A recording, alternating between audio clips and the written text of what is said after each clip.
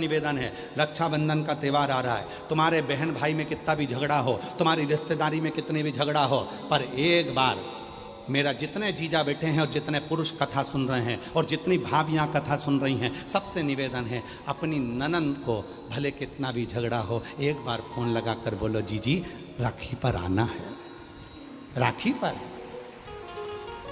जीजी राखी पर आना। अब कई लोग कहते हैं जी हमारी ननंद तो आती है, हम तो उसको साड़ी दिलाते हैं, हम उसको कपड़ा दिलाते हैं, उसके बच्चों को 100-100 200 500 का लिफाफा देते हैं, वो तो कुछ नहीं दे के जाती। मत दे, मत दे।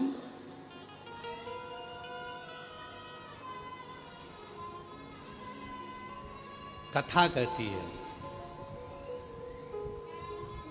गाय और बेटी, जम के बोलो क्या क्या, गौ माता और बेटी। गाय जब तुम्हारे दरवाजे पर आती है तो तुम्हारे दुख हर कर जाती है, और बेटी भले तुम्हारे यहाँ आकर मायके में कुछ ना दे, फिर भी वो तुम्हारे पूरे दुख को हर कर लेकर चली जाती है। गाय और बेटी ये दुख है। लगाना फोन, 28 तारीख की राखी है, अपनी अपनी ननंद को, तुम कितनी भी लड़ लियो भले ननंद से, कोई बात नहीं, झगड़ा हो गया ना कोई बात नहीं, कितने दिन का झगड़ा रहेगा, कब तक रहेगा, जीवी तो तब तक, ऊपर जाके झगड़ोगे नहीं, ऊपर दिख जाए ये बिमला बोई है मेरी ननंद, छोड़ूंगी नहीं इसको, एक तरफ नरक एक तरफ स्वर्ग, बीच में खिड़की रहेगी, तुम वहीं से लड़ती रहना, लड़ खूब लड़ना, और अच्छा जूड़ा बांध बांध के लड़ना, देख लूंगी खूब देख लड़ो। कब तक लड़ोगे, जब तक हो पृथ्वी पे। कहा आग लगे बस्ती में अपन रहो मस्ती में।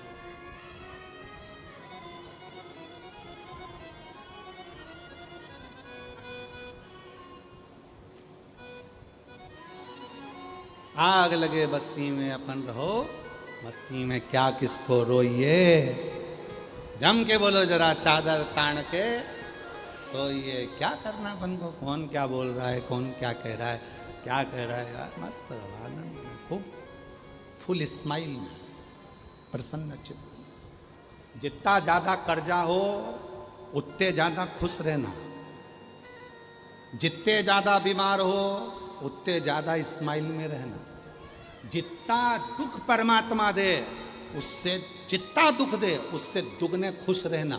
मंदिर जाना तो ऐसे जाना बड़े प्रसन्न होकर, तो आस पड़ोसी भी सोचें इतनी कर्जे में है, इसका लड़का इतना त्राण दे, बहू इतनी परेशान करे, इसके बाद भी इसके चेहरे पे सल नहीं आए। मंदिर जाना तब सार्थक है जब 25-50 का आग नहीं लगा के आप, केवल मंदिर में दिया जलाने से मतलब नहीं, अच्छी जोरदार तैयार मैयार होके बेहतरीन परफ्यूम मरफ्यूम लगा लोगों के डेंटिंग पेंटिंग करके तब महादेव के मंदिर में जाके एक लोटा जल, सारी समस्या का हल। तो मोहल्ले के लोग कहेंगे इतना कर्जा है, इतनी दुखी है, इतनी तकलीफ में, इसको इतनी बीमारी है, इसके घर में इतना तकलीफ चल रहा है, इसके घर में इतना कर्जा हो गया, इसके घर में ये हो गया, इसके घर में वो हो गया, उसके बाद भी इतनी नहीं मुस्कुरा रही है।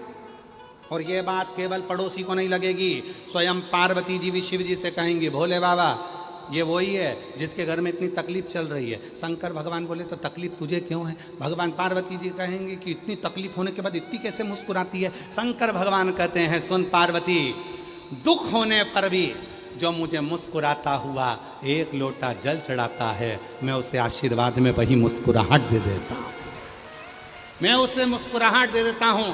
अब तेरी दुख की घड़ी गई, अब तेरी तकलीफ की घड़ी गई, तूने बहुत रो लिया, बहुत दुख कर लिया, अब चिंता मत करना, अब मैं हूं। और जो जैसी भावना लाया वो वैसा ही फल पाया। में कहीं नहीं लिखा कि तुम साधु बन जाओ, शिव महापुराण में कहीं नहीं लिखा कि तुम तपस्वी बन जाओ। शिव महापुराण में इतना लिखा है साधु बनना सरल है, सन्यासी बनना सरल है, तपस्वी बनना सरल है, नदी के घाट पर बैठकर तप करना सरल है, पर घर में रहकर परिवार का भरण पोषण करना कठिन है, और एक अच्छा गृहस्थी बनना कठिन।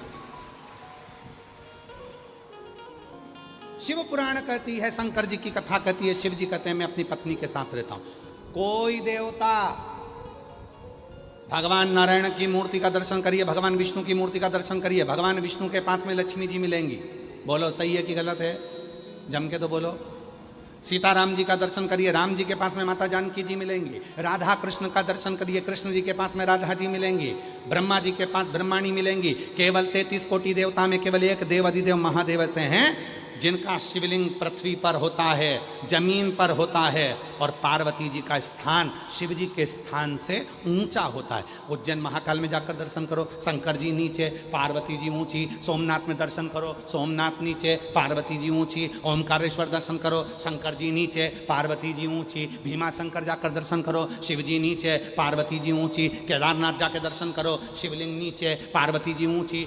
12 ज्योतिर्लिंग और जितने उपलिंग हैं उनका भी दर्शन करिए, शिव के मंदिर का दर्शन करिए। शंकर जी नीचे होंगे, पार्वती जी थोड़े से ऊंचे स्थान पर होंगी। क्यों? क्योंकि 33 कोटि देवता में केवल एक देव अधिदेव ऐसे हैं जो अपनी धर्म पत्नी को सम्मान देते हैं और कहते हैं कि इसको ऊंचा रखा जाए, इसको मान दिया जाए, सम्मान दिया जाए, इसको ऊंचा स्थान दिया जाए। केवल शिव समझाते हैं कि अपनी धर्म पत्नी को आप जितना मान दोगे, सम्मान दोगे, आदर दोगे, दुनिया उतना आपका आदर करेगी, उतना सम्मान करेगी। नहीं तो लोग कह देंगे ये अपनी लुगाई का सम्मान नहीं करे, पत्नी का सम्मान नहीं करे, भाई का सम्मान नहीं करे, बहन का सम्मान नहीं करे, कुटुंब का सम्मान नहीं करे, रिश्तों का सम्मान नहीं करे, तो कौन करे? तुम्हारा आदर दो, सम्मान करो। भाई है तुम्हारा, भले द्रोही हो गया, भले दुश्मन हो गया, भले लड़ाई हो गई। बहन है तुम्हारी, भले लड़ाई हो गई, भले दुश्मन हो गया, कितना भी अंटी हो जाए, कितनी भी दुश्मनी हो जाए तो भी। और जितनी मेरी जीजियां बैठी हैं और जितने मेरे जीजा बैठे हैं, जितनी मेरी बेटियां बैठी हैं, जितने मेरे बुजुर्ग माँ बाप बैठे हैं, जितने बेटे बैठे हैं, सबसे करवत। लोग कहें कि धनी राम को शिव का भक्त कहेंगे क्या? क्यों नहीं कहेंगे? जो अपनी जिंदगी में एक नियम ले लेता है उसको भगवान का भक्त कहा जाता है।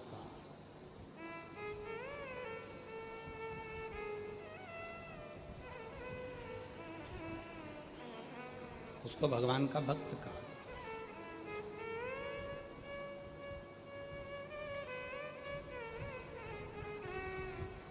धनीराम दिया लगाते रोज। एक दिन ऐसा समय आ गया, समय का क्या भरोसा।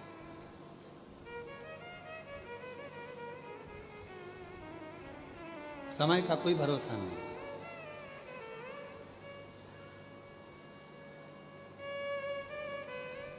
इसीलिए आप लोगों से कहा समय का कोई भरोसा नहीं। जब तक तुम्हारी दुकान चले तो 1-2 प्लाट खरीद लो। नौकरी में रहो तो पत्नी के जेवर बना लो।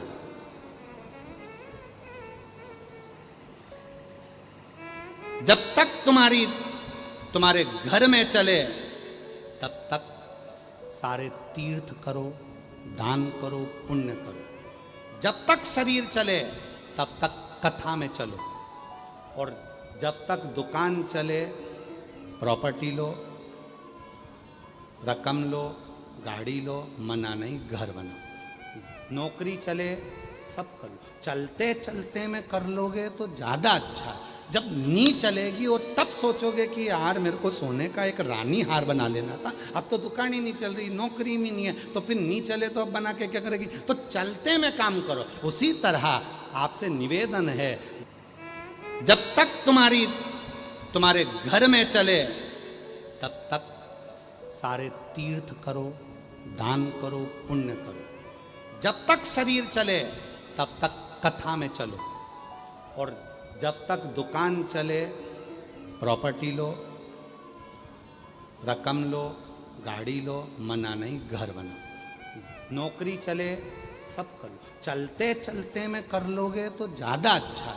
जब नी चलेगी और तब सोचोगे कि यार मेरे को सोने का एक रानी हार बना लेना था, अब तो दुकान ही नहीं चल रही, नौकरी भी नहीं है, तो फिर नी चले तो अब बना के क्या करेगी? तो चलते में काम करो। उसी तरह आपसे निवेदन है, जब तक शरीर चल रहा है, सांस चल रही है, तब तक एक लोटा जल लेकर शिव के मंदिर चलो।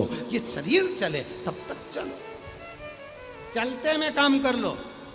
जिस दिन दुकान चलना बंद हो जाएगी उस दिन फिर तुम ना प्रॉपर्टी ले पाओगे, ना गाड़ी ले पाओगे, ना घड़ी ले पाओगे। तो अभी ले लो, अभी चल रही है ना, अभी अपना काम चल रहा है ना, ले करो, और अभी अपना शरीर चल रहा है ना तो तीर्थ करो, अभी अपना हाथ चल रहा है तो दान पुण्य कर लो, मन पड़े किसी को 2 रुपए का कुछ पकवान खिला दो, भोजन करा दो, पानी की बोतल पिला दो, अपने अभी चल रहा है तो नहीं चलेगा जब देखा।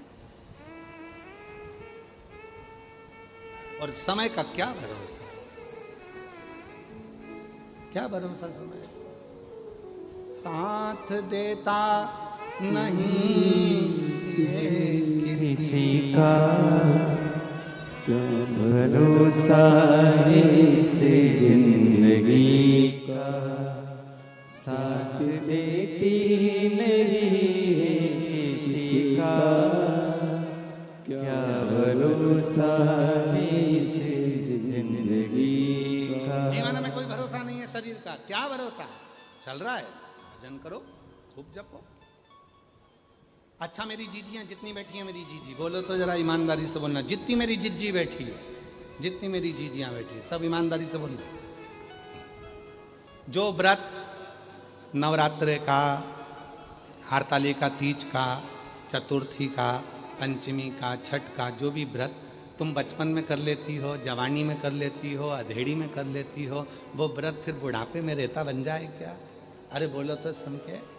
फिर तो क्या बोलती हो, हरतालिका माता अब मेरे से नी होए, तो अब नी होए तो क्या करें, तो क्या अब एक काम करूं, मैं तो हरतालिका तीज का उद्यापन कर दूं और उद्यापन करके मैं पहली पूजन करने के बाद चाय पी जाऊं लोटा भर के। अब मेरे से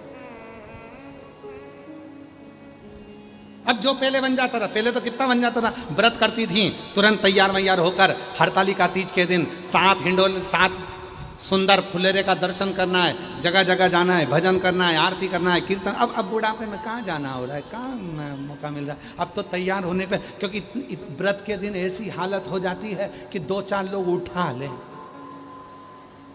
अब वो हरतालिका तीज का व्रत और 2-4 लोग उठाए, और बहुएं कह रही मम्मी तुम तैयार नहीं हो रही। इतने में मम्मी बोली बेटा तू हो ले, तेरे जमाने में जब मैं थी तो मैं ऐसी तैयार होती थी, और मेरे जमाने में तू आएगी तब मालूम पड़ेगा। तो मम्मी तुम पूजन नहीं करूंगी, तू तैयार हो जा। बहू में डेंटिंग पेंटिंग करके बढ़िया जोरदार खजूर वाली छोटी मोटी कर कुरा के तैयार होके सब आ गई। इतने में मम्मी तुरंत उठी, लाल कलर की चुनड़ी की साड़ी वाड़ी निकाल के पटला पटली लगा के पहन के, और बढ़िया ऊंचा ऊंचाया बाल पे कंगा मंगा कर कुरा के पिंडा पिंडी लगा के, और मम्मी तैयार होके तुरंत आ गई। बहू देखते से ही बोली, बहू ने देखा और तुरंत बोली, बहू देखते से ही बोली हम तो 1 घंटे से तैयार हुए तब अच्छे लग रहे हैं, मम्मी तुम तो गजब की दिख रही। मम्मी बोली ये चमक ये दमक फूलवन में महक सब कुछ सरकार तुम्हारी से सब। चलो अब देखो जरा, बहू नवयुवक है तो भी रात्रि भर जग नहीं पा रही है, सास वृद्ध है, हरतालिका के दिन ढोलक बजा बजा कर भजन गा रही है। इसको कहते हैं ऊर्जा। शरीर है, चल रहा है, चला।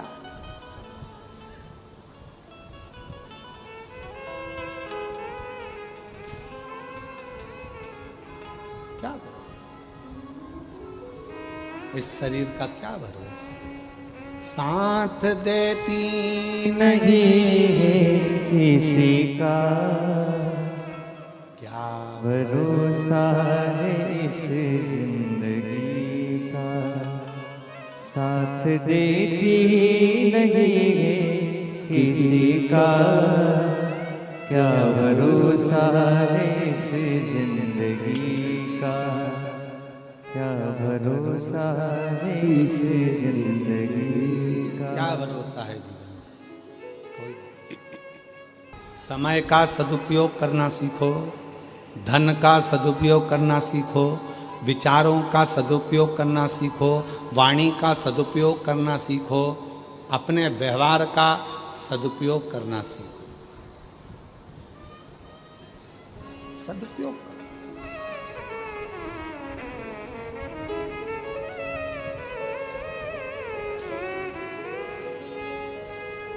एक माता जी ने एक प्रश्न लिखा है एक पत्र में, देखिए।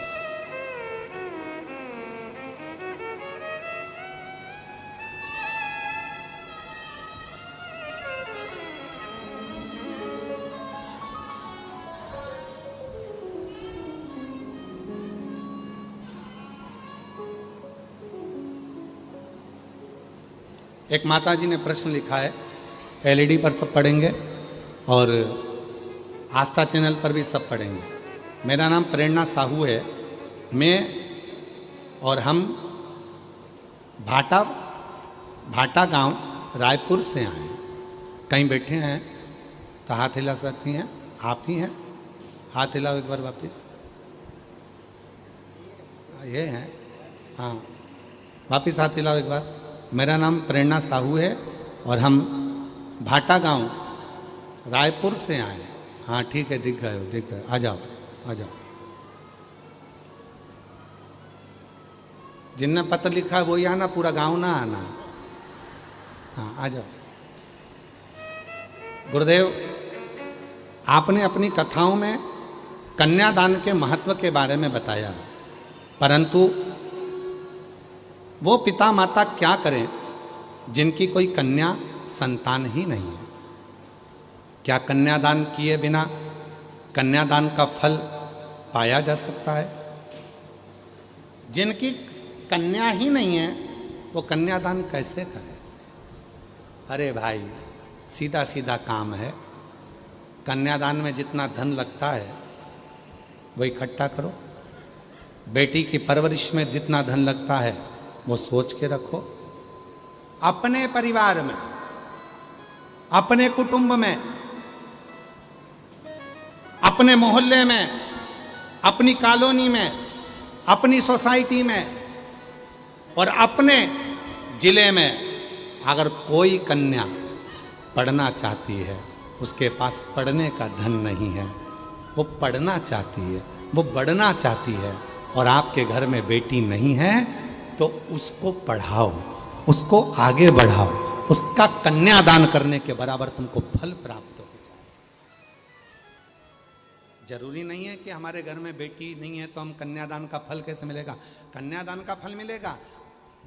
पहले अपने परिवार में देखो, कोई लड़की पढ़ना चाहती है, उसके पास पैसा नहीं है, उसको पढ़ाओ। परिवार में सबके पास है तो मोहल्ले में देखो, मोहल्ले में सबके पास है तो गांव में देखो, गांव में सबके पास है तो अपने क्षेत्र में, पंचायत में देखो। कोई तो मिलेगा जिसको पढ़ना है, जिसको पढ़ना है।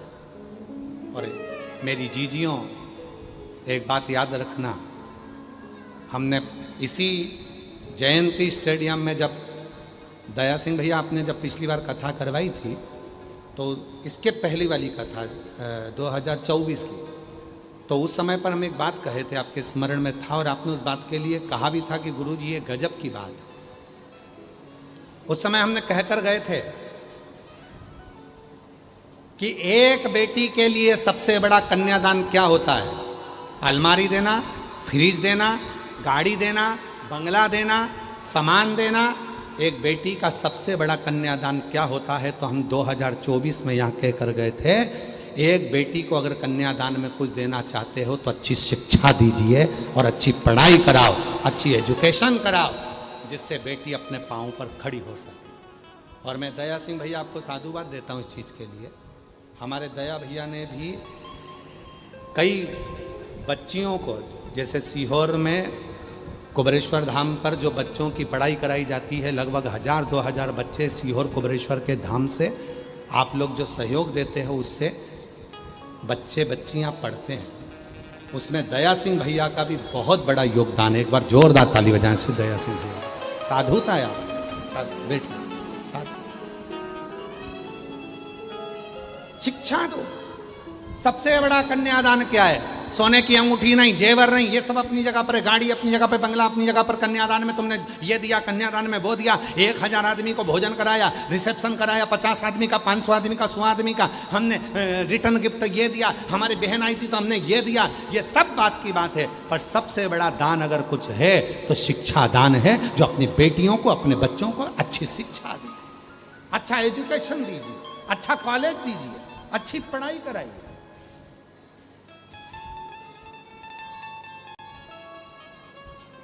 चलो आते हैं कथा में। माँ जानकी के विवाह के पहले सीता जी को किस किसने पढ़ाया था? शिव महापुराण की कथा में श्री रामचरितमानस में लिखा, पूरे जनकपुरी की सौभाग्यवती नारियों को बुलाकर माँ जानकी को उपदेश ज्ञान शिक्षा दी गई। सारे संतों को बुलाकर माँ जानकी को उपदेश दिया गया, शिक्षा दी गई। शिक्षा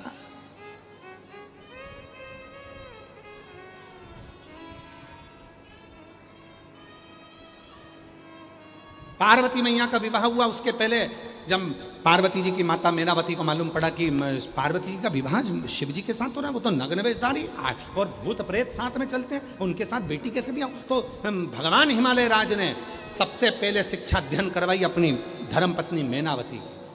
बुलाया संत साधुओं को और बुलाकर कहा मेनावती को ज्ञान दो, उपदेश दो कि शिव में और ये शमशान में अंतर है, साधारण आदमी में अंतर है। फिर पार्वती जी को समझाया। पार्वती जी को किसने उपदेश दिया था? किसने? कौन?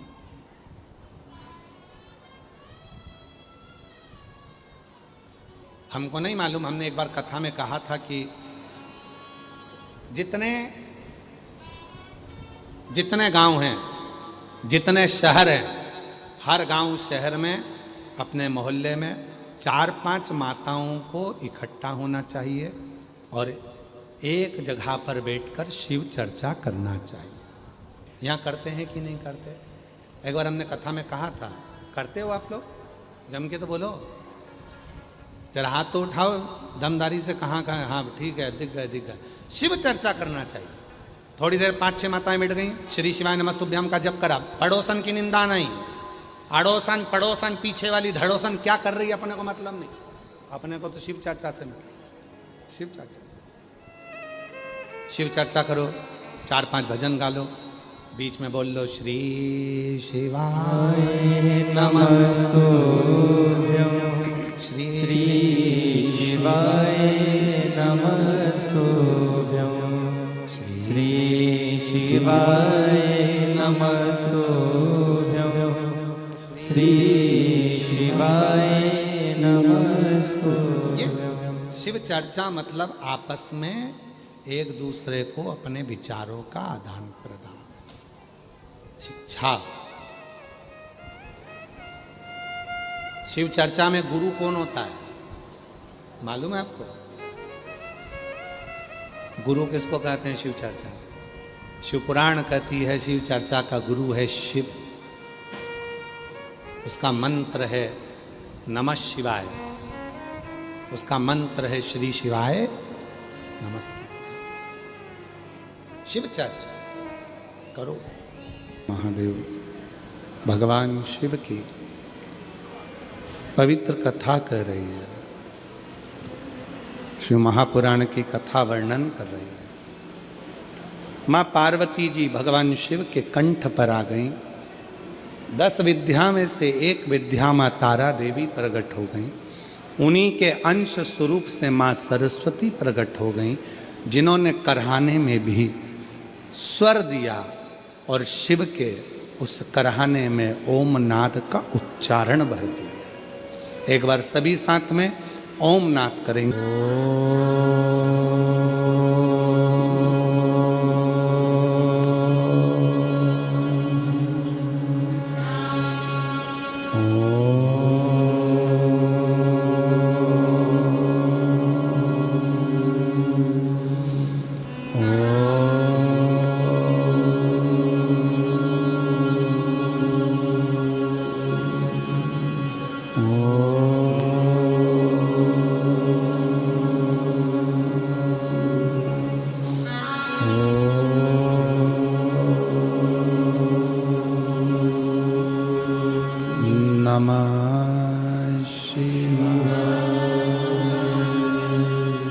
शिव कथा कह रही है, भगवान शंकर का स्वरूप कह रहा।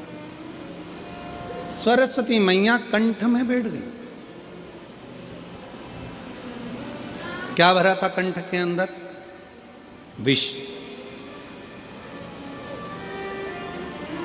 जिस कंठ में विष भरा है उस स्थान पर मां सरस्वती विराजमान होकर स्वर दे रही थी। माता का विष के कारण पूरा नीला स्वरूप हो गया, पूरा नीला स्वरूप। जैसे शिवजी का एक नाम नीलकंठ महादेव है, नीलकंठेश्वर महादेव। शिव का एक नाम नीलकंठ महादेव है, वो सरस्वती मैया का स्वरूप भी नीला पड़ गया, नीला स्वरूप। महाराज, जैसे ही मां सरस्वती सामने प्रकट हुई, कंठ से सम्मुख में आई, पार्वती जी ने देखा कि सरस्वती का तो स्वरूप नीला है। जो श्वेत वस्त्र, श्वेत हंस, श्वेत रूप धारण करती है, आज वो नीली पड़ी हुई है। नीली? पूछा पार्वती जी ने, तुम्हारा ये स्वरूप कैसे हो गया? कहा, कंठ में विष था, उस विष की तपन के कारण मेरा ये कलर हो गया, मैं शाम हो गई, मैं नीली पड़ गई, नीली, उस विष के। शिव जी प्रकट सामने आए, नील सरस्वती का दर्शन किया, और दर्शन कर कर भगवान देवादिदेव महादेव ने कहा, हे सरस्वती, तुम मेरे कंठ में बैठकर नीली पड़ गई हो, नील पड़ गई। आज से तुम्हारा नाम नील सरस्वती के रूप में पूजा जाएगा। 2 सरस्वती हुई हैं, एक जो ब्रह्मा जी के पास में आप माता ब्रह्माणी के रूप में मां सरस्वती का दर्शन करते हो, कराए आप लोगों ने? फोटो देखा है मां सरस्वती का? जम के तो बोलो, सबने करा है ना? एक सरस्वती माता का वो स्वरूप, और एक मां सरस्वती का वो स्वरूप जो कंठ में रहकर माता का कलर नीला पड़ गया, जिसको मां नील सरस्वती के नाम से पुकारा जाता है। बोल मां नील सरस्वती माता की। जो माता का कलर नीला पड़ गया, मां नीले स्वरूप में हो गई, मां नील सरस्वती। महाराज, ऋषि वशिष्ठ जी ने सबसे ज्यादा यदि साधना किसी की करी है तो मां नील सरस्वती की करी, मां नील सरस्वती की करी, मां नील सरस्वती। और पूरे भारत में केवल उज्जैनी सांदीपनी ऋषि बाबा की भूमि, महाकाल राजा की धरा एक ऐसी है जहाँ पर पूरे भारत में केवल एक मंदिर ही मां नील सरस्वती का, बाग देवी का मंदिर आज भी उज्जैनी में अवंतिकापुरी में विराजमान है। पूरे विश्व में, पूरे भारत में केवल नील सरस्वती का एक ही मंदिर है जो अवंतिकापुरी में बाग देवी मां सरस्वती का, नील सरस्वती का मंदिर है आज पूरे भारत। केवल एक सरस्वती है जिनका स्वरूप नीला है, जिनकी आराधना ऋषि वशिष्ठ जी ने करी है, जिनकी तप साधना, जिनकी आराधना स्वयं भगवान देवादिदेव महादेव कहते हैं, सुनो हे जगत जननी पार्वती, हे तारा, 10 विद्याओं में से तुम एक विद्या हो और तुमने इस सरस्वती को प्रकट किया है, तुम्हारा ही स्वरूप है।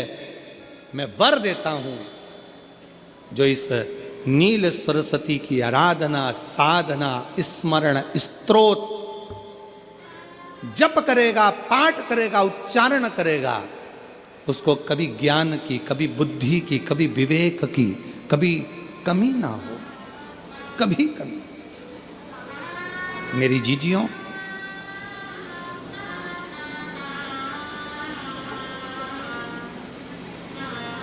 आपने कभी सुना होगा कि शिव जी को एक पुष्प बड़ा प्रिय है।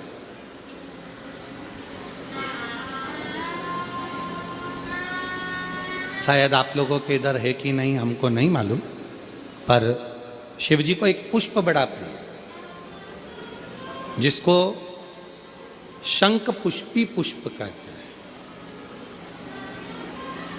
जिसको अपराजिता का पुष्प भी कहते हैं। आप लोगों के इधर है कि नहीं वो हमको नहीं मालूम है, पर एक बेल चलती है, उस बेल पर वो नीले कलर का पुष्प होता है, शंख जैसी उसकी आकृति होती है और नीला पुष्प होता है, नीले कलर का। आप लोगों ने देखा है? किस किस ने देखा? जरा हाथ उठाओ सब लोग। देखा है मतलब रखो। आप देखा है तो फिर तो कथा आप लोगों के बुद्धि में बैठ जाएगी। लाए हो क्या? ला देव देव देव लाओ लाओ देव ला।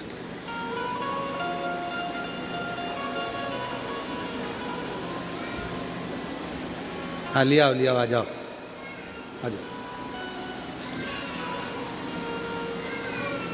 और शंभु शरणे पड़ी मांगू। पूरा फूल नहीं है, ठीक है, फूल का बेटा है ये छोटा सा। अच्छा दिख रहा है? काय आस्था वालों दिखाओ तो सही, दिखाओ जरा बाजू में, और थोड़ा सा पास कर दो तो सबको नजर आ जाएगा। ठीक गया? शंख पुष्पी, अपारिजात भी बोला जाता है इसको, ठीक है। हर हर विराजो विराजो। तो एक पुष्प अपन कहते हैं हमारे भगवान देवादिदेव महादेव को, भगवान शंकर को बड़ा प्रिय है ये पुष्प। आप किसी से पूछा जाए, आप कह रहे हो कि शंकर भगवान को ये नीला फूल, ये शंख पुष्पी भगवान शिव को इतनी प्रिय क्यों है, भगवान शंकर को इतनी प्रियता क्यों है, कोई से पूछे तो वो बताए चाहे ना बताए, पर शिव महापुराण का संवाद कर रहा। कंठ में स्वयं मां जगत जननी ने 10 विद्या में से एक मां को याद किया, और मां तारा का एक स्वरूप मां सरस्वती के रूप में विराजमान हो गया। कंठ में रहने से विष की तपन के कारण, कंठ में रहने से विष की तपन के कारण उनका स्वरूप नीला पड़ गया। और जब उनका स्वरूप नीला पड़ गया तो भगवान देवादिदेव महादेव ने कहा, सुनो पार्वती, संसार के लोग, भूमंडल में रहने वाला यदि कोई भी मानव जिसकी विवेकता, बुद्धि, विचार, सोच, ज्ञान थोड़ा सा भी अगर उसमें कम है, तो वो नील सरस्वती का यदि आवाहन करे, माँ नील सरस्वती स्तोत्र का पाठ करे, माँ नील सरस्वती की स्मरण करे, तो उसकी विवेक, उसकी बुद्धि तीव्र होती है, बुद्धि तीव्र होती है, श्रेष्ठ होती है। और सुनो पार्वती, यदि मान लो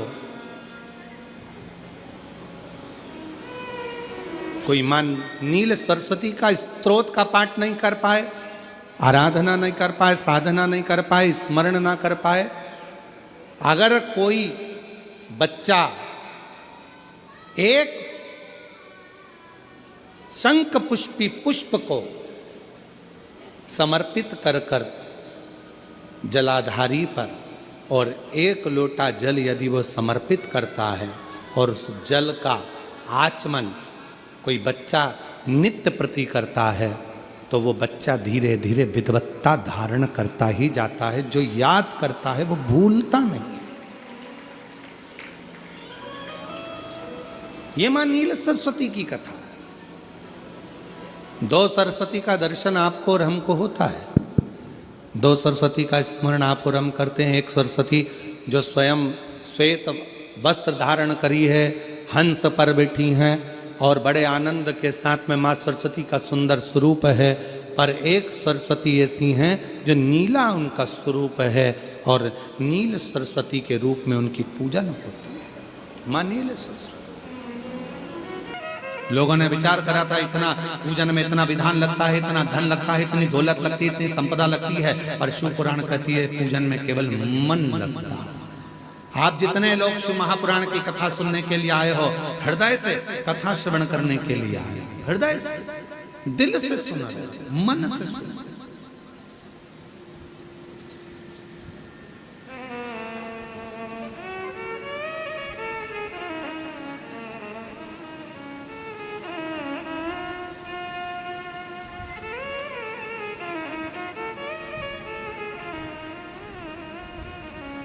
उसका अनुभव आप स्वयं करेंगे, आप स्वयं।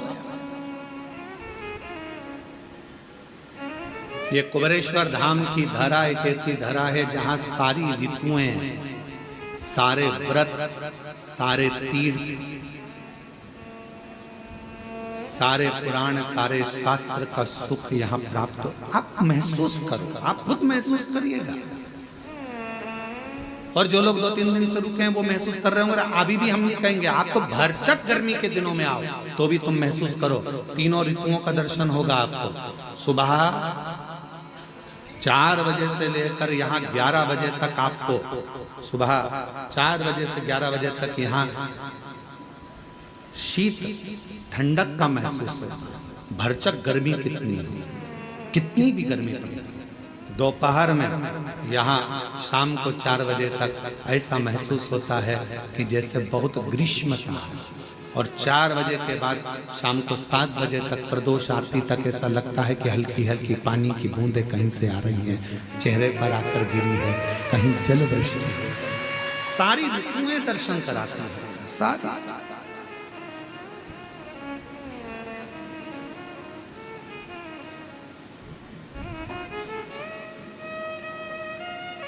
वो अनुभव करा। जरा सा लड़ाई झगड़ा हुआ, घर छोड़ दिया, जरा सी कोई बात आई तो बात करना छोड़ दिया, बाबा ने नहीं सुना तो मंदिर जाना छोड़ दिया। नहीं, फाइल थोड़ी मोटी है, पढ़ने में समय लगेगा। कोई पत्र इतना कठिन होता है कि हम ही नहीं पढ़ पाते, तो भगवान भी तो थोड़ा समय पे पढ़ेगा, धीरे धीरे धीरे धीरे। अब उसके पास तुमने अर्जी लगाई है, पत्र लिखा है, बोला है, तो वो भी तो धीरे धीरे समझेगा। वो एक लाइन का स्मरण करते हैं, वो मैंने अर्जी लिख दी बाबा तेरे दरबार।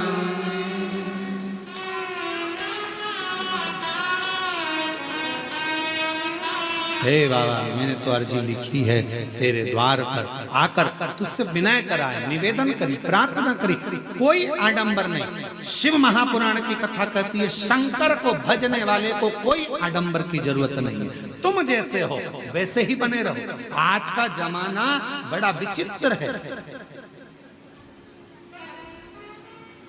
आज के समय में दुश्मनों से डरने की जरूरत नहीं है। आज के जमाने में, आज के समय में बनावटी लोगों से डरने की जरूरत है।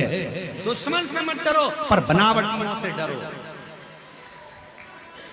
आज का जमाना दुश्मन से डरने का नहीं है। दुश्मन से तो तुम लड़ लोगे, पर जो बनावटी जिंदगी जी रहा है, अच्छे अच्छे बनकर तुम्हारे पास में आ जाते हैं, भैया जी, भाभी जी, काकी जी, काका जी करके बड़े तुम्हारे प्रेमी बनते हैं, और बाद में तुम्हें चूना लगाकर चले जाते हैं। दुश्मन से मत डरो कलिकाल में, पर बनावटी जिंदगी जीने वालों से डरो, जो बनावटी रूप रखकर तुम्हारे करीब में आते हैं और तुम्हें धोखा देकर चले जाते हैं।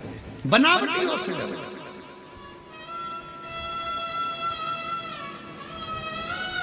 दुश्मन तुम्हारा कुछ नहीं बिगाड़ सकता, पर जो बनावटी बनकर तुम्हारे पास में आए हैं, तुम्हारे अपने बनकर बैठे हैं, तुम्हारा साथ ऐसा लग रहा है कि इसके सिवा कोई नहीं है, यही सब कुछ कर सकता है, यही करेगा, जो बनावटी चेहरा कोई सा रखते हैं और दिखावा कैसा करते हैं, उनसे बचने की जरूरत है। दुश्मन से भले मत डरना, दुश्मन तुम्हारा बाल बांका नहीं कर सकता, पर जो बनावटी जिंदगी जीकर तुम्हारे पास में आए हैं, वो तुम्हें धोखा देकर चले, उससे बचो। और उनको पहचानना कठिन पड़ जाता है। बनावटी लोगों को पहचानोगे कैसे? तुम नहीं पहचान सकते कि अच्छा है कि बुरा है। इसलिए क्या करना, एक लोटा जल चढ़ाओ, शिव जी को जल चढ़ाओ, रोज जल चढ़ाओ। शंकर सबसे पहला काम एक करते हैं, शिव क्या करते हैं, तो के जो तुम्हारे पास बनावटी लोग रहते हैं, एक लोटा जल चढ़ाने वाले व्यक्ति के पास में जो उसका बनावटी लोग रहते हैं, उनको धीरे धीरे शंकर भगवान तुम्हारे दुश्मन को, तुम्हारे बनावटी को दूर करते चले, अच्छों को जोड़ेंगे, दुश्मन।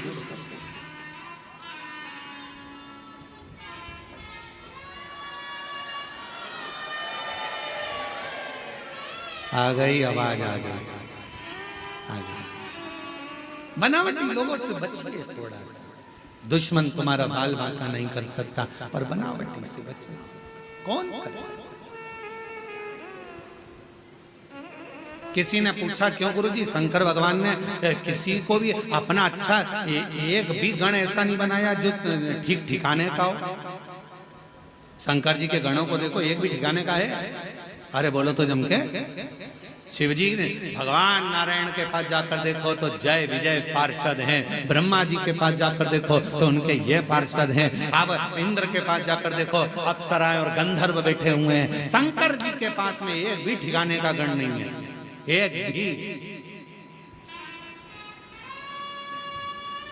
भूत प्रेत डाकनी पिशाचनी, किसी के 12 मुंह, किसी का मुंह ही नहीं, चेहरा ही नहीं है किसी का।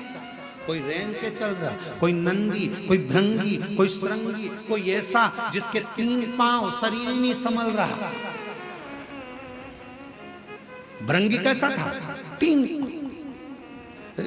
क्योंकि माता पार्वती जी ने उसको श्राप दे दिया था, तेरे शरीर में जितना मांस है वो सब हट जाए, हड्डी हड्डी पर रहेगा। तो तुमने शिव जी के गणों में देखा होगा हड्डी हड्डी का ढांचा, उसके 3 पांव है। क्यों? शिव जी ने कहा 1 पांव एक्स्ट्रा मैं तुझे दे देता हूं, गिर गया तो 3 पांव दे दिए।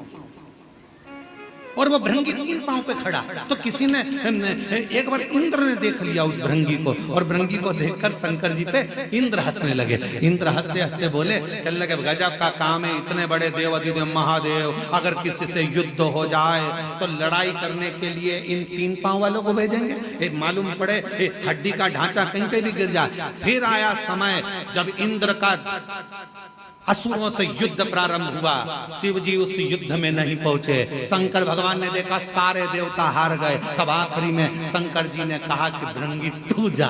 और इंद्र के पास में जब असुरों के युद्ध के लिए भृंगी को भेजा तो इंद्र की पत्नी ने पूछा, शंकर जी नहीं आए युद्ध लड़ने? नहीं, ये भृंगी आया। हाँ, इसके 3 पांव है, हाँ हड्डी का ढांचा है, हाँ कमजोर है, ये तो बहुत, कोई भी मार के गिरा देगा, फूंक मार देगा तो गिर जाएगा, ऐसा भृंगी है। इंद्र ने सोचा अब शिव जी ने भेजा है, लड़ाना तो जरूरी है। असुर 1.25 लाख सेना असुर की थी सामने, और अकेला भृंगी जब हड्डी का ढांचा 3 पैर से खड़ा हुआ, एक पैर जो भृंगी ने सामने रखा, सारे असुरों को दबा दबा कर मार दिया। तब इंद्र को समझ में आया शंकर का कोई गण कमजोर नहीं। तब समझ में आया कि शिव का कोई गण कमजोर नहीं है। इसलिए निवेदन करते हैं, शंकर के भक्त को कभी कमजोर मत समझना। जब भृंगी का 1 पांव 1.25 लाख असुरों को दबा सकता है, तो शिव का एक भक्त दुनिया को तार भी सकता है। सामर्थ्य का होना चाहिए। शंकर का कोई गण कमजोर नहीं है। शंकर के गण को कभी कमजोर मत समझो। नंदी, भृंगी, श्रृंगी सब बड़े प्रबल। शिव जी का एक गण भूत, अभी तुम लाखों की भीड़ में एक भूत को लाके खड़ा कर दे तो सब भग जाओ। अब जब तुम भग जाओ तो देवता बचेंगे? वो भी भग जाएंगे। अप्सराएं वो भी भग जाएंगे, गंधर्व वो भी भग जाएंगे। शिव शंकर के इंद्र ने ये विचार कर लिया था, ये भृंगी हड्डी का ढांचा, 3 पांव, हड्डी का शरीर, क्या करेगा ये? इससे कोई लड़ाई होगी? इंद्र हंस कर गए थे कि शंकर जी के पास सारी सेना आड़ी टेढ़ी है, कोई काम की नहीं। क्या नंदी लड़ाई करेगा? क्या भृंगी लड़ाई करेगा? क्या श्रृंगी लड़ाई करेगा? कोई गण में इतना बल नहीं है कि वो लड़ाई लड़ लेगा। तब शिव जी ने अपना बल दिखाया 2 बार, एक बार और दिखाया। कब? जब ब्रह्मा जी झूठ बोले। जब ब्रह्मा ने झूठ बोल दिया तब शंकर जी ने अपना एक गण और प्रकट कर लिया, वो था काल भैरव।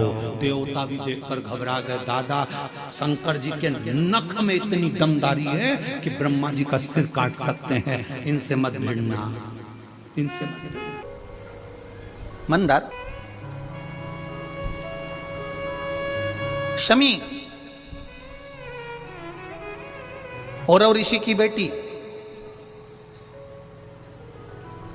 जब बड़ी होती चली गई तो वो औरव ऋषि की बेटी शमी ने जीवन में कुछ किया ना किया, पर एक काम औरव ऋषि की बेटी शमी करती रही कि भरण पोषण में अग्रणी रही।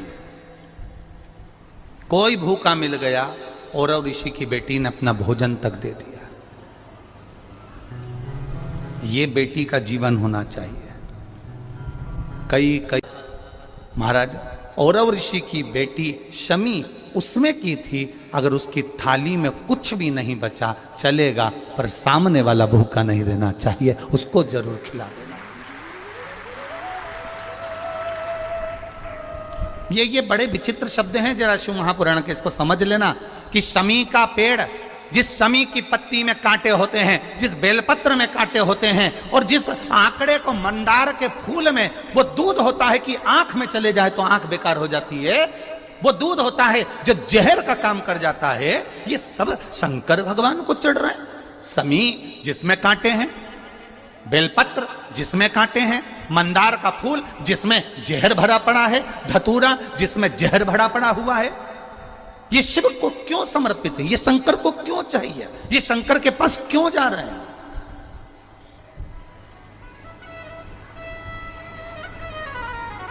क्यों?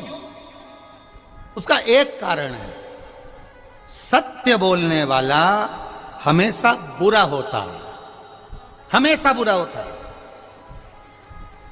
और वो सत्य बोलने वाला व्यक्ति, शमी कांटों में रमी हुई है, लदी हुई है, पर भाव शुद्ध है उसका, भाव गड़बड़ नहीं हुआ उसका। मंदार धौम्य ऋषि का पुत्र, ये आंकड़ा मंदार धौम्य ऋषि का पुत्र। कई लोग पूछते हैं, गुरुजी आपने एक बात कही कि तुमरुका जी का नाम लेकर सफेद आंकड़े की जो जड़ होती है, शिव जी का उसका स्मरण कर कर 21 बार कमर में बांधा जाता है उसको। नारी का जो रजो धर्म होता है उसके कौन से दिन? 7वें दिवस। क्या इतना उस मंदार का उस इतना वर्णन होता है उस सफेद आंकड़? तो यहां शिव कथा कह रही है, शमी कांटों में रहकर भगवत भजन कर रही है, और मंदार जो स्वयं धौम्य ऋषि के पुत्र हैं, वो साधारण नहीं है। धौम्य ऋषि का पुत्र मंदार, वो आंकड़ा साधारण नहीं है। वो आंकड़े की जड़, वो आंकड़े का पुष्प साधारण नहीं, मंदार का पुष्प साधारण नहीं। शिव भक्ति के अंदर ली शिव। महाराज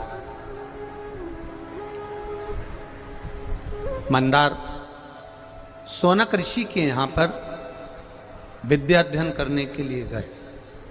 अब धौम्य ऋषि के पुत्र जब विद्या अध्ययन करने के लिए शौनक बाबा के यहां जाते हैं, शौनक ऋषि के यहां पहुंचते हैं, तो एक बार भुषुंडी ऋषि,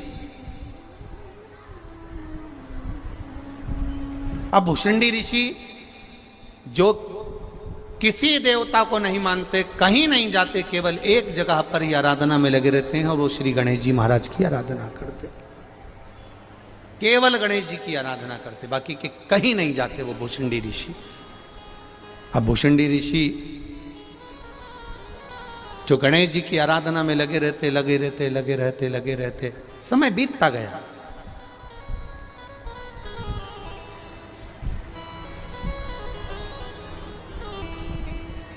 बहुत लंबा समय निकल गया गणेश जी की आराधना करते करते। आज भुषुंडी ऋषि आए, और भुषुंडी ऋषि जैसे ही आए, गणेश जी की आराधना में लीन है, भगवान की भक्ति में लीन है, कोई मतलब नहीं किसी से, अपनी आराधना, अपना तप, अपनी साधना और उसका बल, इसके सिवा कुछ नहीं जानते भुषुंडी बाबा। भुषुंडी जी ने कुछ नहीं। ऐसी तप साधना श्री गणेश जी महाराज की करी। गणेश जी प्रसन्न हो गए, और उनके प्रसन्न करने के लिए भुषुंडी बाबा के ऊपर गणेश जी यूं ही नहीं प्रसन्न हुए, भगवान देवाधिदेव महादेव ने स्वयं ने भुषुंडी बाबा के लिए, भुषुंडी ऋषि के लिए देवादिदेव महादेव ने गणेश जी से कहा कि ये भुषुंडी ऋषि के पास जाओ, इतने सालों से तप कर रहे हैं, आराधना कर रहे हैं, कोई तो वर दो उनको। जाओ तप साधना के लिए, उनको प्रसन्न होकर वर दीजिए। भुषुंडी बाबा के पास में, भुषुंडी ऋषि के पास में श्री गणेश जी महाराज पहुंच गए और गणेश जी महाराज ने भुषुंडी ऋषि को देखकर तुरंत कहा, आपको क्या वर दूं मैं? शिव महापुराण की कथा कह रही है।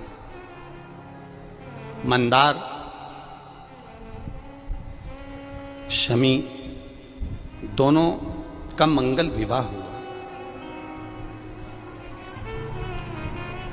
मंदार और शमी दोनों का मंगल विवाह हुआ, दोनों का मंगल विवाह। और दोनों का जब मंगल विवाह हुआ, दोनों का विवाह होने के बाद में दोनों घूमते हुए भ्रमण करते करते करते करते जा रहे थे, भ्रमण करते करते जा रहे।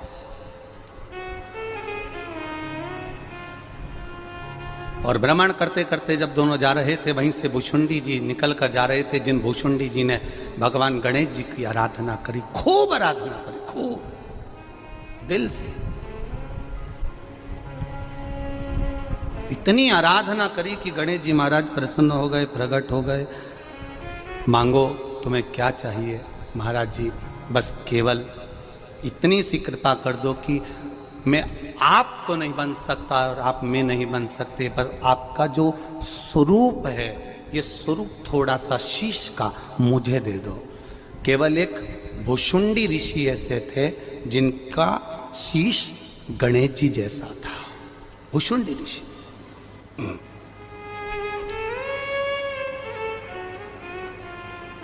जिनका शीश गणेश जी जैसा था।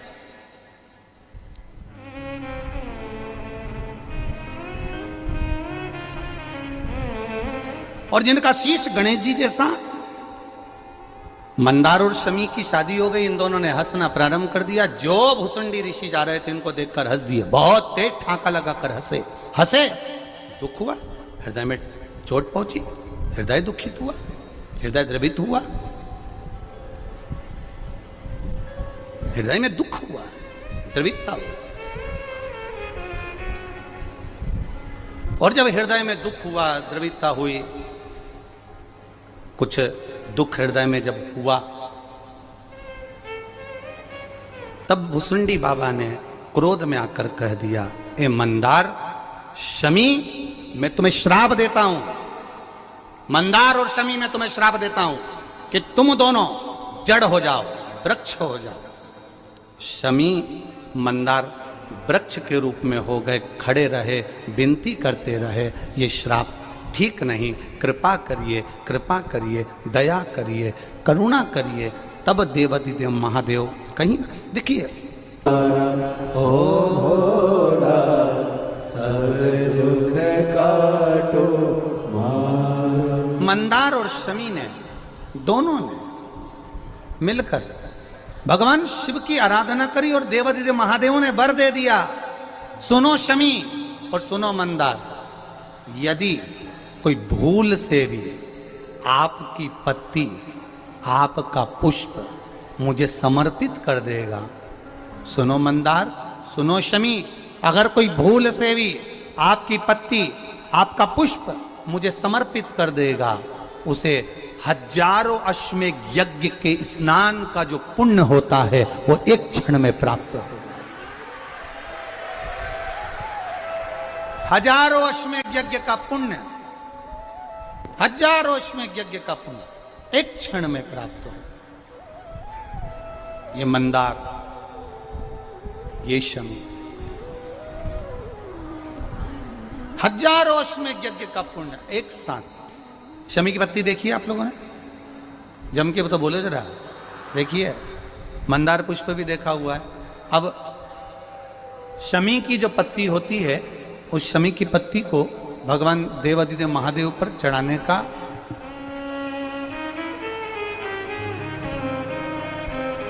शमी की पत्ती जो होती है, उस शमी की पत्ती को चढ़ाने का एक नियम भी होता है। थोड़ा सावधानी से सुनना इस नियम को, जो आपके जीवन को सार्थक बना सकता है।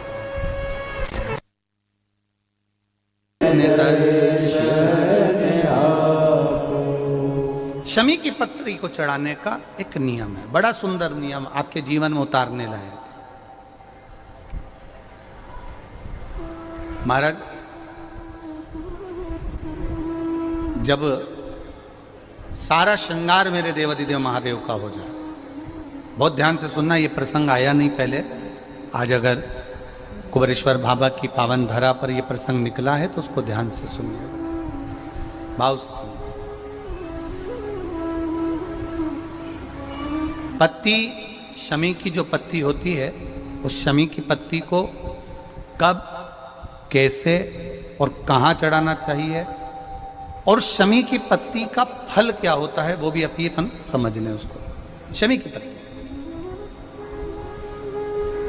संपूर्ण स्नान भगवान का हो जाए, संपूर्ण स्नान, आप समझें उसको। जैसे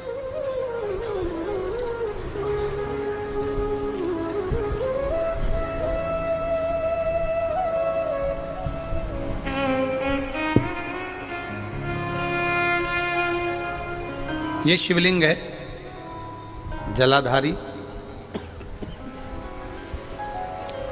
जल निकल कर जाने का स्थान, गणेश, कार्तिकेय, अशोक सुंदरी, जलाधारी मतलब माता पार्वती जी का हस्त कमल, शिवलिंग, शिव का स्वरूप, ऊपर जो जलाधारी लगी है उसमें से एक एक बूंद जो पानी नीचे गिर रहा है, जो पानी नीचे गिर रहा है, शिव जी की बेटियां जया, विषहरा, शामली बारी, दौतली, देव, शिव जी की पुत्री बेटियां।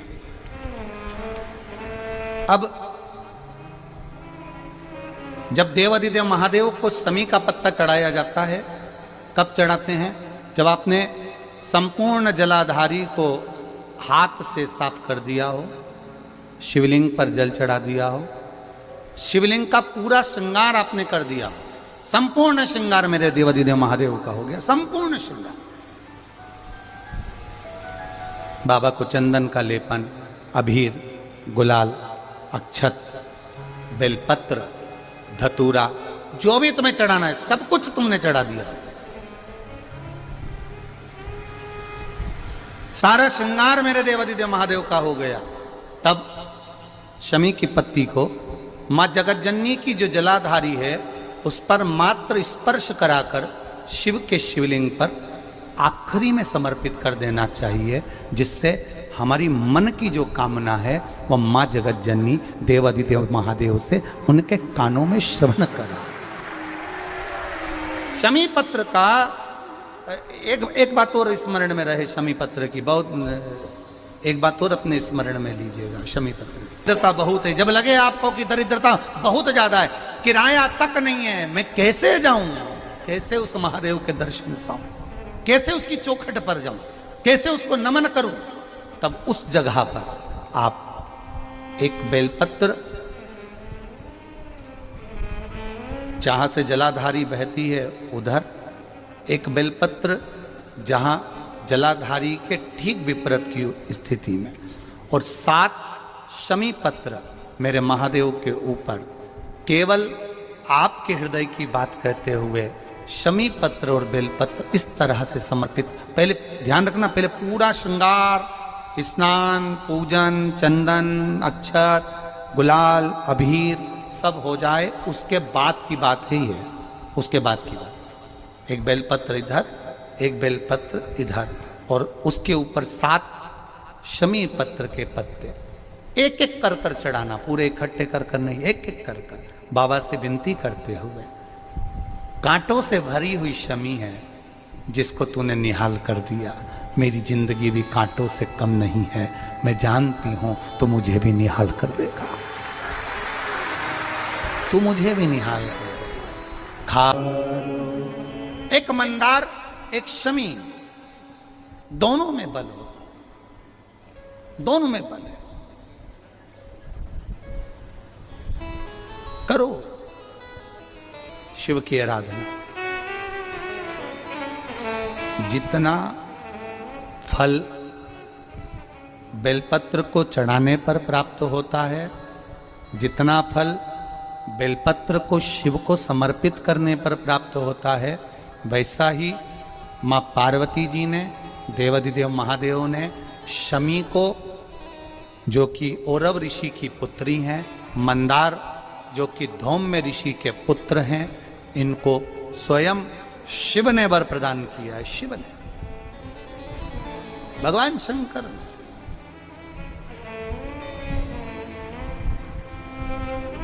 शिव ने वर दे दिया, मां जगत जननी जगदम्बा माता पार्वती ने वर दे दिया, मां आदिशक्ति ने वर दे दिया, पार्वती ने वर दे दिया। सुनो, मां पार्वती जी शमी को कह रही हैं, सुन शमी, सुनो मंदार, देवाधिदेव महादेव ने तुमको वर दिया है कि हजारों लाखों अश्वमेध यज्ञ का फल, स्नान का फल एक शमी पत्र और एक मंदार के पुष्प से प्राप्त हो जाता है। अब मां पार्वती भी शमी को, मंदार को वर प्रदान कर रही है। ये मां है, ये माता है। अब एक बार यही बात हमने कथा में कही थी कि दरिद्रता को मिटाने के लिए ये बेलपत्र यहाँ माता जी के, शिव जी के चरणारविंद में माता जी के हस्त कमल पर ये भगवान का जो सुंदर, माँ पार्वती की पीठी का ये सुंदर जो हस्त कमल है और ये चरण भाग हैं, यहाँ समर्पित करो। तो किसी ने पूछा, गुरुजी ये बेलपत्र को यहाँ चढ़ाने से उसका फल क्या मिलता है? तो कहा माँ आदिशक्ति, माँ जगदम्बा, माँ जगतधात्री, माँ दुर्गा, माँ भवानी, माँ देवी